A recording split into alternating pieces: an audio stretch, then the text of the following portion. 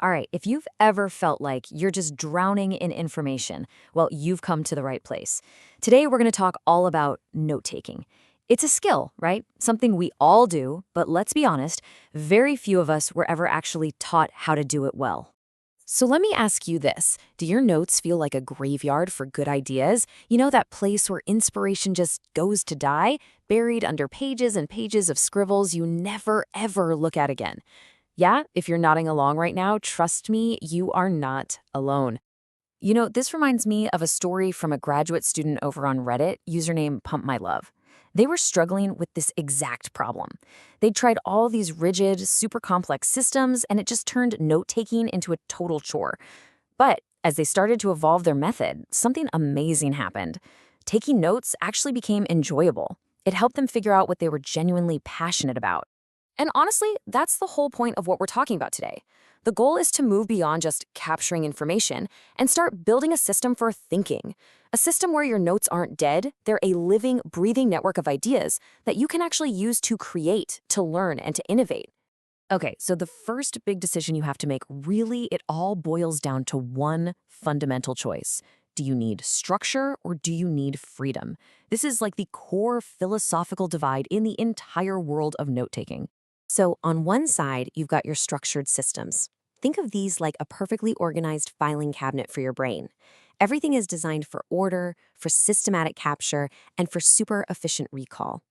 And then on the other side, you have the freeform methods. These are more like a painter's canvas. You know, they're designed for creative exploration, for making those surprising, unexpected connections between ideas. Let's dig into structured systems for a second. The whole idea is that they force you to organize your thoughts right from the get-go. They used a predefined layout, which is absolutely fantastic for things like academic lectures or formal meetings, where you just need to absorb a ton of factual info and you need to do it clearly and logically. Now, freeform methods, on the other hand, are pretty much the opposite.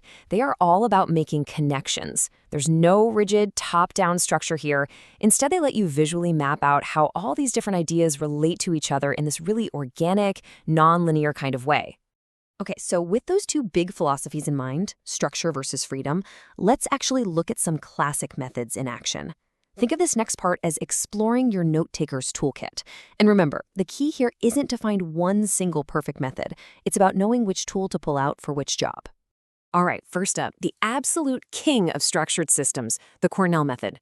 Now, the real magic of this system is that it forces you to actively engage with what you're learning. See, by pulling out those key terms and questions and then writing a summary at the end, you're not just passively scribbling things down. No, you're actively processing the information. This is actually a well-known cognitive science principle called active recall, and it's one of the most powerful ways to lock knowledge into your long-term memory. Okay, now let's swing all the way over to the free form side with something called the flow method. This is basically the polar opposite of just transcribing. Imagine you're in a brainstorming meeting, right? Instead of trying to write down every single word, you put the main topic right in the center of the page. Then, when someone makes a key point, you jot it down and draw a little arrow connecting it. Another idea builds on that. You just branch off again. It's all about creating this live visual map of the conversation, and your focus is entirely on how the ideas relate to each other. You gotta embrace the mess. And here's another really powerful structured tool for you, the charting method. Seriously, this is your secret weapon for any subject that involves comparing and contrasting things. We're talking history, science, business, you name it. By just laying everything out in a simple table, you can see all the relationships and differences in a single glance. It is just incredibly efficient for drawing quick conclusions. So, all these fundamental ideas, this big debate between structure and freedom, it's not just for pen and paper anymore. Not at all. These are the very foundations that our most popular digital note-taking apps are built on. The classic debate is still happening, it's just happening on our screens now. And, you know, there's this quote from a YouTube reviewer that just frames this digital debate perfectly. It's about the two big titans in the space, and it goes, "Notion is a place where I work, Obsidian is a place where I think." That says so much. Okay, let's break that down. Notion is kind of like the ultimate digital binder.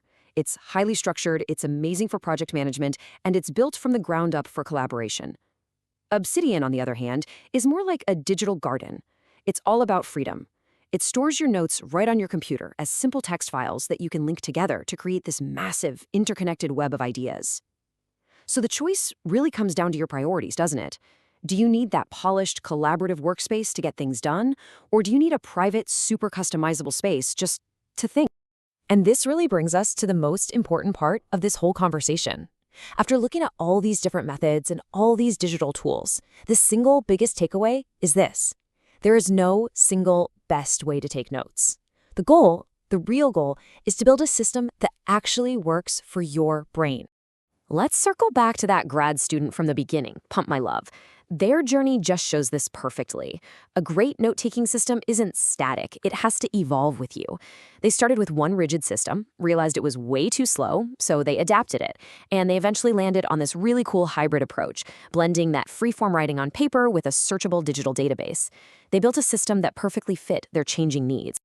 And another user on that same Reddit thread, a high school English teacher, they just said it perfectly. There is no true way. And that's because our brains are all wired differently. What works for a history student is probably not going to work for a software developer. The whole key is to find what makes you an active, engaged reader and thinker. So what's your takeaway toolkit from all this? First, stop searching for the one perfect system. It doesn't exist.